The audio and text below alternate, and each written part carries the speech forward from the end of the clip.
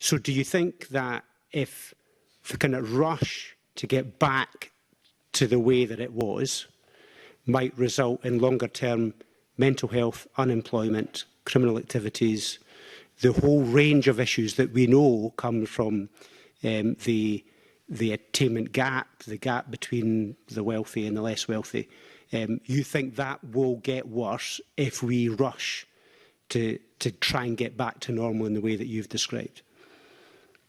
If we rush and if we simply look to do a quick kind of like repair job rather than full restoration, then we're not going to sort out those longer term, problems.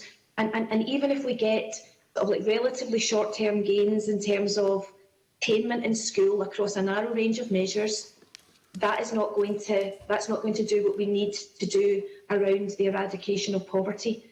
That too would be tinkering around the edges, albeit that we would make things better in some ways for a cohort of young people.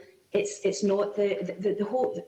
We have to take the opportunity coming out of the pandemic to reframe and rethink so many aspects of our society. And if we're genuinely committed to social justice, that has to be equality and social justice, equity, all of that. That has to be across a range of policy domains.